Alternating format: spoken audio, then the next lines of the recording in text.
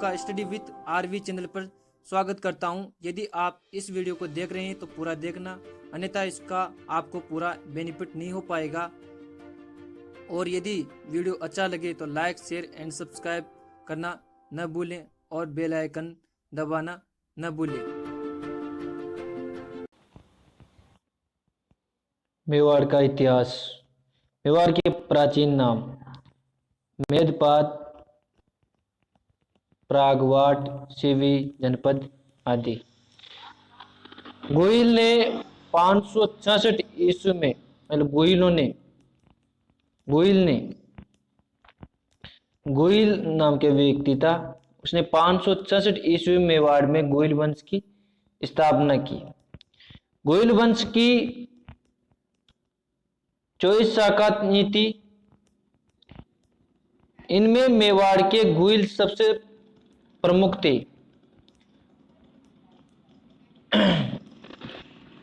गोहिल सूर्यवंशी हिंदू थे।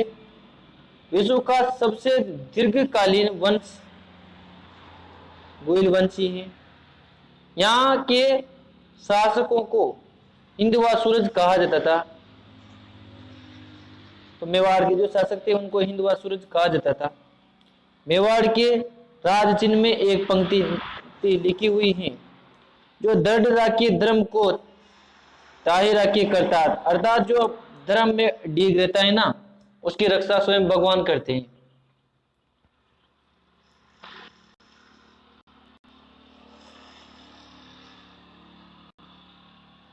बप्पा रावल का वास्तविक नाम कालभोज था। यह हरित ऋषि की गायें चराते थे और हरित ऋषि के आशीर्वाद से 734 ईस्वी में राजा मान मौर्य से चित्तौड़ को छीन लिया और नागदा को अपनी राजधानी बनाया। नागदा में एक लिंग जी का मंदिर बनवाया बप्पा रावल ने। मेवाड़ के शासक स्वयं को एक लिंग जी ने शिव जी के दीवान मानते हैं एवं खुद को उनका सेवक मानते हैं। बप्पा रावल मुस्लिम सेना को हराते हुए गजनी तक चलाया गया था तथा वहां के राजा सलीम को हटाकर अपने भांजे को राजा बनाया। ठीक है ना। रावलपिंडी पाकिस्तान। शहर का नाम बप्पा रावल के कारण पड़ा है। रावलपिंडी पाकिस्तान पड़ता है। इस शहर का नाम बप्पा रावल के कारण पड़ा है। बप्पा रावल ने मुद्रा प्रणाली शुरू की।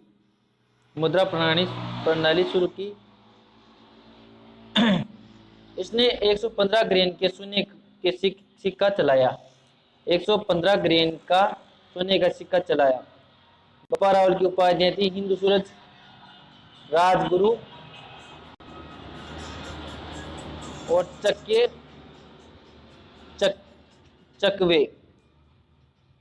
चकवे यानी चारों दिशा को जीतने वाला। मेवाड़ के दूसरे महान शासक आते हैं अलट। इनका वास्तविक नाम आलू रावल था।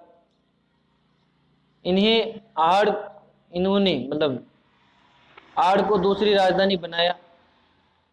मेवाड़ की दूसरी राजधानी आड़ को बनाया। पहली तो कौन सी थी?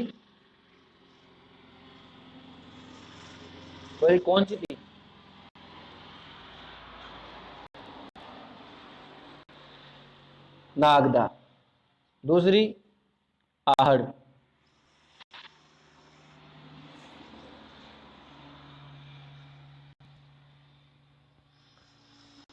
ठीक है ना। आड़ में वराह मंदिर बनवाया। आहड़ में वराह मंदिर का निर्माण करवाया। ये विष्णु जी को समर्पित है ना।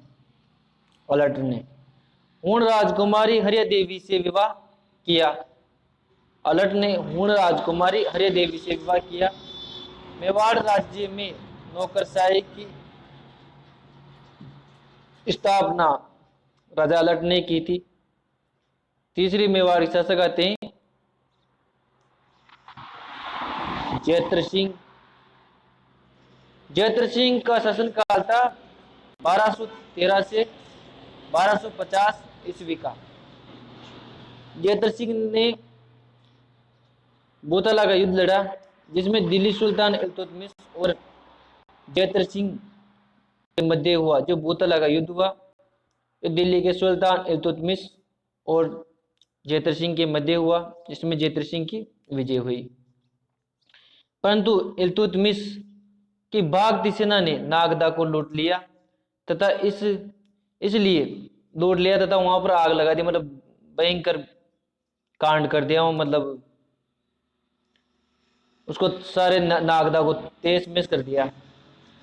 इस कारण जयद्रथ सिंह ने चित्तौड़ को अपनी राजधानी बनाया। तो चित्तौड़ की राजधानी किसने बनाया? चित्तौड़ को अपनी राजधानी, मेवाड़ की राजधानी किसने बनाया? तो वो बनाया था जयद्रथ सिंह को। बोतला का जो युद्ध है, इसकी जानकारी जय सिंह सूरी की पुस्तक अमीर मद मर्दन से मिलती है। जयसिंह के समय को मध्यकालीन मेवाड़ का स्वर्ण काल कहते हैं। जो जयद्रथ सिंह का जो समय काल था ना, वो मध्यकालीन मेवाड़ का स्वर्ण काल कहलाता था।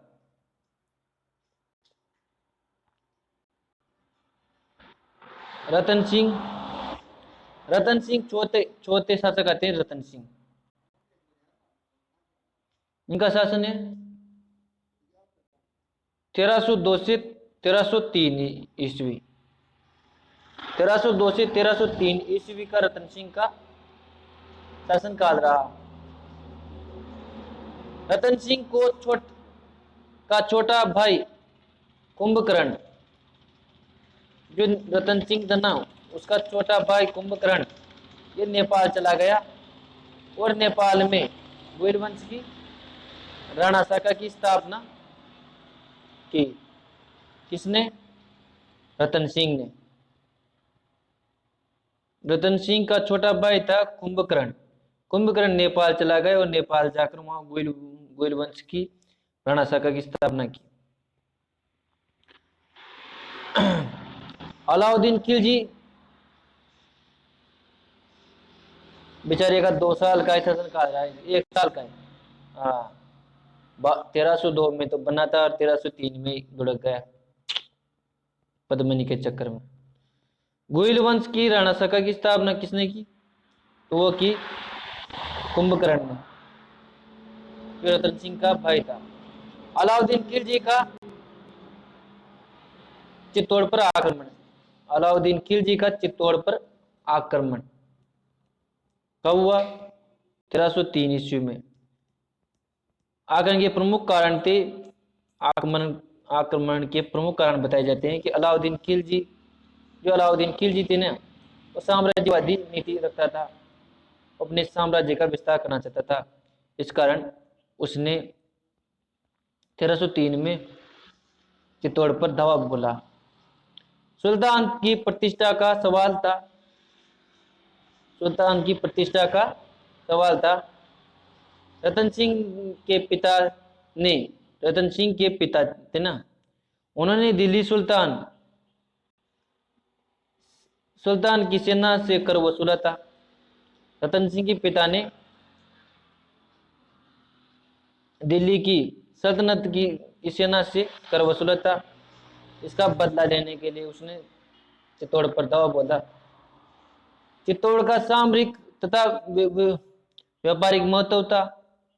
चित्तौड़ का एक सामरिक तथा व्यापारिक महत्व था, क्योंकि वो बीच में आता था व्यापार के मार्ग में, और राजपूताना का प्रमुख एक रियासत थी। मेवाड़ का बढ़ता प्रभाव था, क्योंकि ये जो मेवाड़ के शासक थे, तो इनकी बढ़ती शक्तियों को देखते हुए भी कहीं एक दिन ये इनका इतना प्रभाव न हो जाए कि ये एक दिन हमें भी चुनौती दे दे और हमें भी अपने अधीन कर दें। इससे पहले मैं इनको निपटा देता हूँ। इसीलिए युद्ध करते रहते थे, ताकि किसी को अवसर न मिले इसलिए युद्ध चलते रहते थे पहले। पद्मिनी की सुंदरता और पद्मिनी की वह राघव चेतन की पुस्तक है ना, वो पद्मिनी ने लिखी थी। पद्मिनी की राघव चेतन के द्वारा उसकी सुंदरता का बखान किया गया अलाउद्दीन खिलजी के सामने। तो ये बताया जाता है पनामावत के अनुसार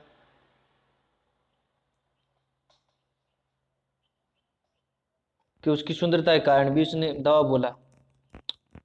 पद्मिनी रतन सिंह की रानी का नाम था, ठीक है ना। ये सिंगल द्वीप की यानी श्रीलंका की के राजा थे गंधर्व सेन। श्रीलंका के राजा थे गंधर्व सेन और चंपावती गंधर्व सेन की पत्नी थी, अर्थात पद्मिनी की माता थी। राघव चेतन नामक एक ब्राह्मण ने अलाउद्दीन खिलजी को पद्मिनी की सुंदरता का बखान कर दिया। इसी को तो पागल हो गया सुंदरता को देखते हुए और लट्टू हो गया था। पद्मिनी रतन सिंह की रानी की पढ़ी लिखी अपने 15 अगस्त 1303 की बात है, 1303 ईस्वी की बात है कि चित्तौड़ का पहला साका हुआ। साका किसने किया? जौहर और साका, मतलब जौहर और साका केसरिया जब साथ किया जाता है ना, जौहर और केसरिया जब साथ में किया जाता है ना, तो उसे साका कहते हैं। जौहर का मतलब है कि जो औरतें वो अपनी अस्मिता को, मतलब अपनी इज्जत को बचाने के लिए जब राजा नहीं रहते हैं ना, तो भी उनको पता है भी अपनी इज्जत को खतरा है अब, क्योंकि दूसरी से ना क्या भरोसा, वो कुछ भी कर सकती है, उनको अपनी रानी बना सकती है। तो उससे क्या है, अपने मान मर्यादा प्रतिष्ठा है वो खंडित हो जाए। अपनी मान मर्यादा और अपने कुल की प्रतिष्ठा को बचाने के लिए वो अपने प्राणों को न्यौछावर कर देती हैं और वो आग में जल में कूद कर अपने प्राण त्याग देती हैं। इसे जोर कहते हैं। और केसरिया होता है कि जब लगता है कि, मतलब जब राजाओं को लगता था कि भाई अब आप नहीं जीत सकते, अब जीतने की संभावना नहीं है, तब फिर वो मुट्ठी पर जो सैनिक होते हैं ना, वो सब केसरिया दान कर लेते हैं, केसरिया दान कर लेते हैं। राजा को लगता है कि अब अपन शत्रु पक्ष से नहीं लड़ सकते, अब नहीं जीत सकते, तो फिर वो कैसे अपने जो मुट्ठी पर जो सैनिक बचते हैं उनके साथ केसरिया करता है, मतलब अपने केसरिया वस्त्र दान कर लेता है और फिर मरने और मारने की कसम खा के कूद पड़ते हैं। इसे केसरिया कहते हैं। जब केसरिया जोर किया जाता है तो उसे साका कहते हैं। तो मेवाड़ का प्रथम साका 1303 ईस्वी में हुआ था, 15 अगस्त 1303 ईस्वी को, ठीक है ना।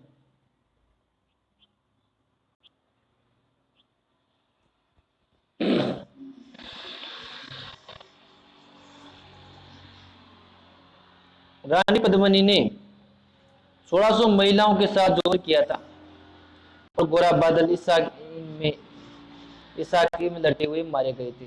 जो गोरा बादल थे ना, वो इस साकी में लड़ते हुए मारे गए थे।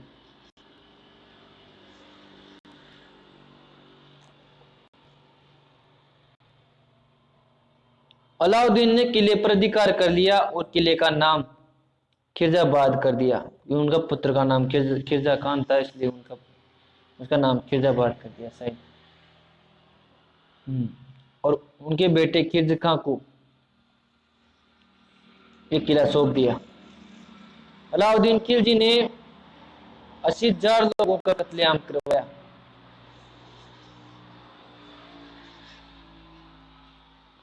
यार मुस्लिम वो तो कुछ नहीं, लेकिन निर्दय बहुत ही निर्दय होते हैं यार, होते थे। 80,000 लोगों का कत्ल कराना कोई आम बात नहीं।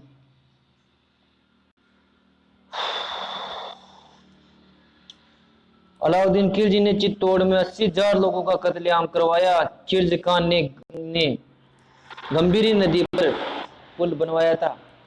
खिलजी खान ने गंभीर नदी पर पुल बनवाया था। खिलजी खान ने यहाँ पर मकबरे का निर्माण भी करवाया। चित्तौड़ में मकबरे का निर्माण भी करवाया। इस मकबरे के पारसी लेख में अलाउद्दीन खिलजी को ईश्वर की छाया तथा संसार का रक्षक बताया गया है। वो कहीं का संसार का रक्षक है जो 80,000 लोगों का कत्लेआम कर रहा है। पारसी लेखक अपने लिखते हैं कि अलाउद्दीन खिलजी ईश्वर की छाया थी तथा संसार का रक्षक था। ये तो यही सही है कि उसमें अच्छाइयाँ थी। ये तो बात है कि अलाउद्दीन खिलजी अच्छाइयाँ थी, लेकिन वो यार क्रूर बहुत था वो।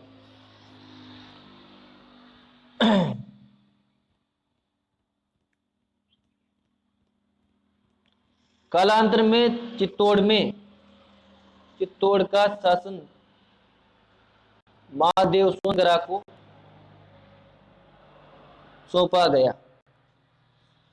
कालांतर में चित्तौड़ का शासन महादेव सोनगरा को सौंपा गया। महादेव जालोर के कन्नड़ देव सोनगरा का भाई था। कालांतर में चित्तौड़ का जो शासन था ना, वो मालदेव सोनगरा को सौंप दिया गया।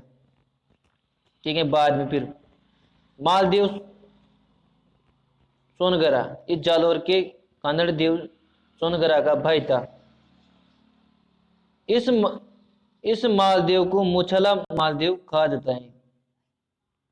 जाता था।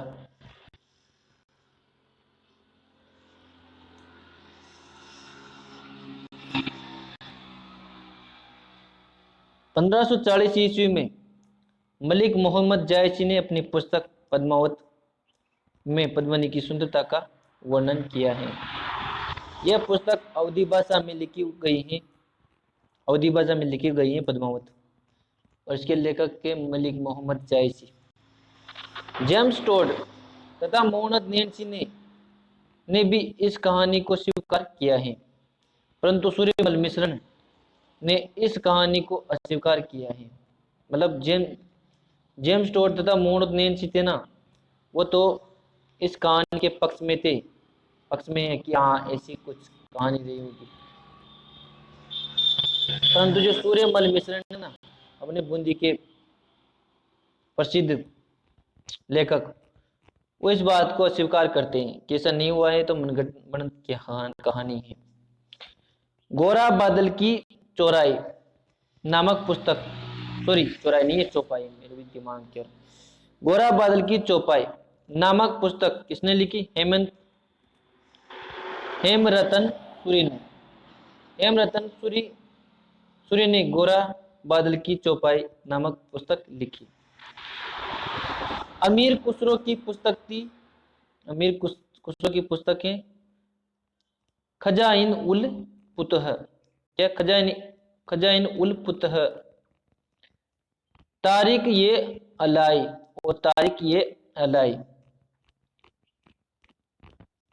खजाइन उल फुतह इसी का नाम है, तारिक ये अलाई, है ना।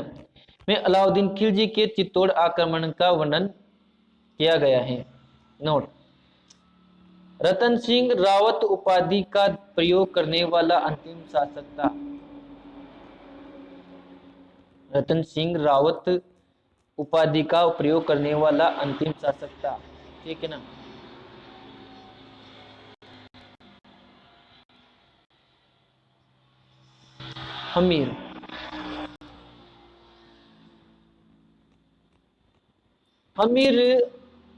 हमीर ने मालदेव सोनगरा के बेटे बनवीर सोनगरा से चित्तौड़ छीना।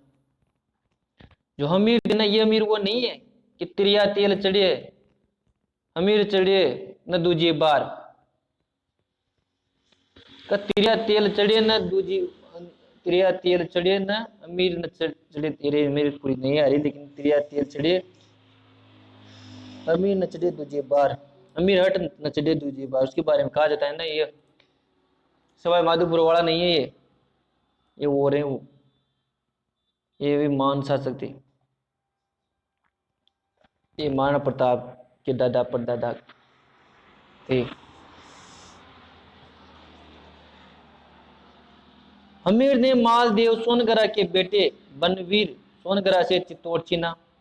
हमीर थे ने, उन्होंने बनवीर सोनगरा से मालदेव सोनगरा के बेटे थे बनवीर सोनगरा, उनके पास चला गया चित्तौड़। फिर उनसे अमीर ने चित्तौड़ छीन लिया। ये सिसोदिया गांव से आया था, जो अमीर थे ना, वो सिसोदिया गांव से उन्होंने वापस अपने संघर्ष की शुरुआत की थी। इसलिए मेवाड़ के राजा अब मतलब जब से अमीर ने राजगद्दी संभाली तब से सिसोदिया कहलाए, क्योंकि सिसोदिया गांव से इन्होंने शुरुआत की थी। मेवाड़ में राणा सका की स्थापना हुई। राणा अमीर ने मेवाड़ में राणा सका की स्थापना की। तो सिसोदिया आ सकता है कि राणा सका की स्थापना किसने की, तो राणा अमीर ने की थी, ठीक है ना। सिसोदिया गांव की स्थापना राहप ने की थी, और ये भी आ सकता है कि सिसोदिया गांव की जो स्थापना किसने की थी, वो राहप ने की थी साहब, ठीक है ना। अमीर ने राणा उपाधि का प्रयोग किया, और वो प्रथम शासक अमीर ही थे, राणा अमीर थे, जिन्होंने राणा की उपाधि का प्रयोग किया। अमीर को मेवाड़ का उद्धारक कहा जाता है, क्यों उद्धारक तो थे ना, जब सब खत्म हो गए थे, रतन सिंह का अंत हो गया था, वो वीरगति को प्राप्त हो गए, तो फिर कौन बचा, कौन था जो मेवाड़ मतलब मेवाड़ के स्वाभिमान को वापिस जीवित कर पाता। तो फिर राणा अमीर ने ही तो वापिस प्रतिष्ठा बढ़ाई मेवाड़ की वंश की। तो इनको मेवाड़ का उद्धारक कहा जाता है कि उन्होंने मेवाड़ का उद्धार कर दिया। सिंगोली का युद्ध, सिंगोली का युद्ध यह हमीर राणा हमीर और मोहम्मद बिन तुगलक के बीच लड़ा गया। जो सिंगोली का युद्ध था, ये राणा हमीर और मोहम्मद बिन तुगलक के बीच में लड़ा गया, ठीक है ना। कुंभलगढ़ प्रशस्ति में हमीर को विषम घाटी पंचानन कहा गया, अर्थात विषम परिस्थितियों में जो सिंह के भांति अडिग हो, उसे विषम घाटी पंचानन कहा जाता है। विषम घाटी पंचानन का अर्थ है कि जो विषम परिस्थिति में भी सिंह के भांति अडिग रहे, उसे विषम घाटी पंचानन कहा जाता है। अब मैं जोश से पढ़ूंगा इसको यार, मेरे भी जोश आ गया इसको पढ़ के यार। इतिहास का मजा इतिहास में होता है यार पढ़ने का, ठीक है ना। युद्ध में शेर के समान हो, विकट युद्ध में विकट परिस्थिति में जो शेर के समान हो, उसे विषम घाटी पंचानन कहा जाता है। रसक प्रिया में हमीर को वीर राजा की उपाधि प्रदान की गई है। रसक प्रिया जो पुस्तक है, उसमें राणा अमीर को वीर राजा की उपाधि प्रदान की गई है। चित्तौड़ के किले में अन्नपूर्णा मंदिर, चित्तौड़ का जो किला है उसमें अन्नपूर्णा मंदिर या बरवड़ी माता, यह अन्नपूर्णा मंदिर है, इनको बरवड़ी माता कहा जाता है। इनका मंदिर का निर्माण इन्होंने ही करवाया था, राणा अमीर ने। बरवड़ी माता मेवाड़ के सिसोदिया वंश की इष्ट देवी हैं। जो बरवड़ी माता है, माता अन्नपूर्णा, ये सिसोदिया वंश की इष्ट देवी हैं। सिसोदिया वंश की कुलदेवी बाण माता है। सिसोदिया वंश की कुलदेवी बाण माता है। इस प्रकार रहेगा, क्योंकि जो मतलब सिसोदिया वंश के जो शासक थे ना, वो बाला चलाने में माहिर थे। तो बाला के ऐसे तिकन होता है ना, तो अपन क्या करते हैं, इसके ऐसे कर देते हैं, ऐसे कर देते हैं, ये बाण बन गया। तो बाण माता किनकी कुलदेवी थी, तो वो सिसोदिया वंश की कुलदेवी थी। बाण माता सिसोदिया वंश की कुलदेवी थी। राणा लाका राणा लक्ष्य सिंह, इनका शासन काल था 1382 से 1481। राणा लाका ने 1382 से 1421 ईस्वी तक शासन किया। कब तक? 1382 से 1421, मतलब 18 तो हुआ और 21 ये 18 और 21 31 8 39 सालों तक शासन किया राणा लाखा ने, लक्ष्य सिंह ने, ठीक है ना।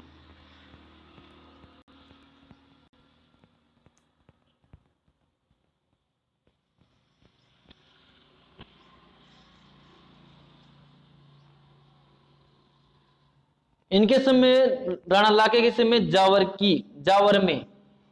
जावर में चांदी की खानें निकली थी। राणा लाखा के समय ये क्वेश्चन आ चुका है, कई बार आ चुका है कि मेवाड़ में जो सोने चांदी की मतलब जो जावर में जो चांदी की खानें निकली थी ना, वो किसके शासनकाल में निकली थी? वो तो राणा लाखा के टाइम पे निकली थी, ठीक है ना। राणा लाखा और एक बंजारे ने पिछोला झील का निर्माण करवाया था। जो बिच्छू मार और चिड़िया मार एक बंजारे थे ना, उन्होंने अपने बेलों की स्मृति में पिछोला झील का निर्माण करवाया था। नटनी का चबूतरा पिछोला झील के पास बना हुआ है, क्योंकि ये जो नटनी थी ना, ये राणा लाखा से प्रेम करती थी। इनके जवानी के टाइम की बात है, तो प्रेम करती थी, तो फिर तो ये सोचते थे ये क्या प्रेग्नेंट हो गई थी।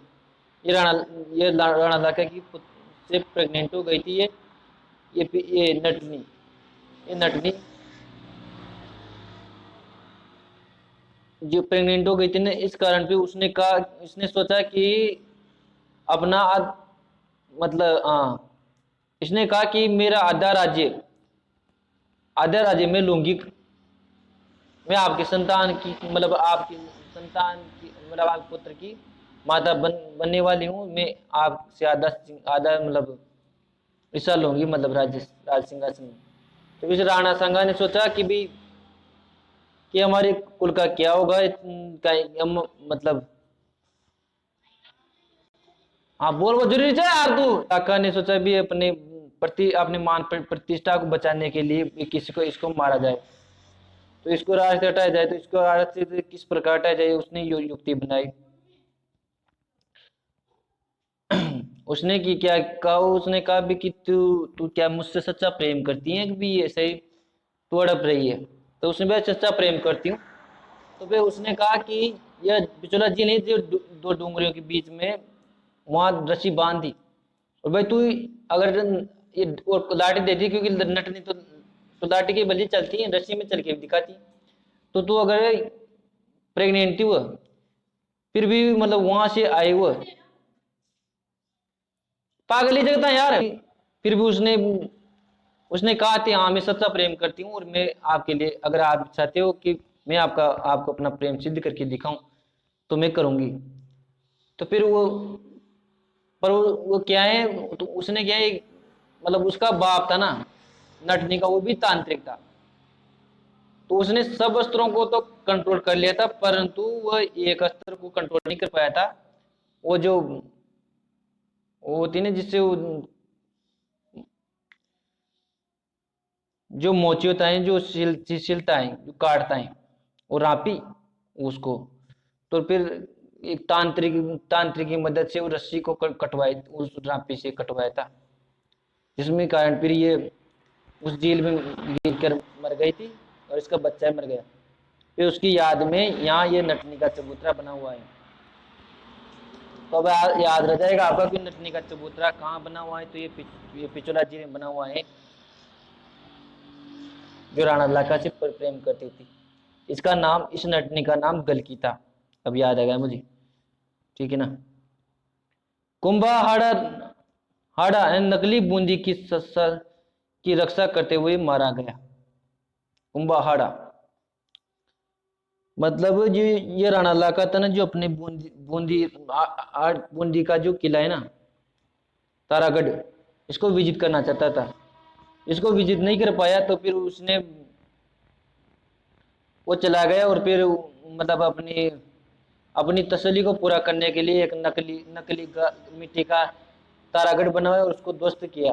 पर उसमें भी राणा मतलब नहीं, राणा नहीं, यहाँ की हाड़ शासक थे ना कुंभाहाड़ा, उन्होंने लड़ते लड़ते इस नकली मतलब नकली खंडर, ये तारागढ़ के लिए अपने प्राणों की आहुति दे दी थी।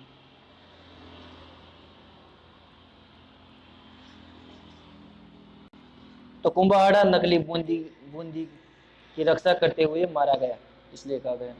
राणा लाखा की शादी मारवाड़ के राव चुंडा की पुत्री हंसाबाई के साथ हुई थी।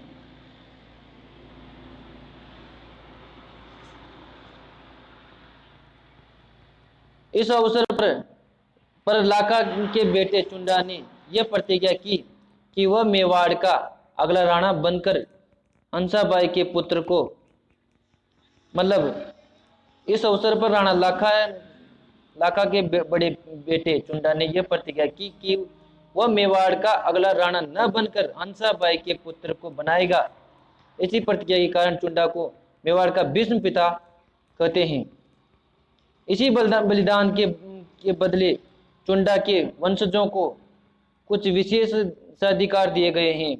मेवाड़ के 16 प्रथम श्रेणी ठिकानों में 4 चुंडा को दिए गए, मतलब मेवाड़ के 16 प्रथम श्रेणी के ठिकानों में से 4 चुंडा को दिए गए, है ना।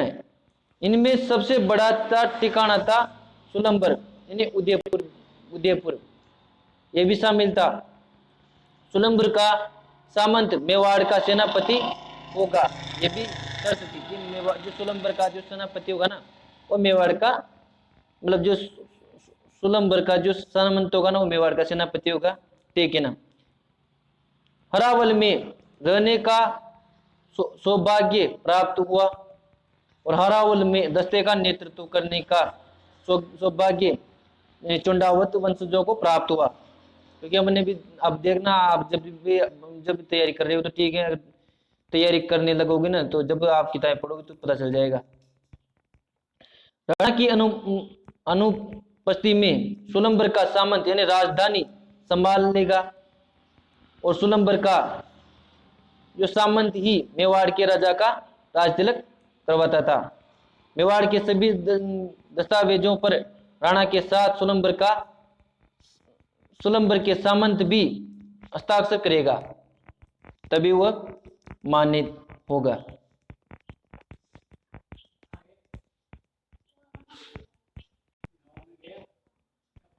मेवाड़ के शासन में सुलंबर का क्या महत्व था?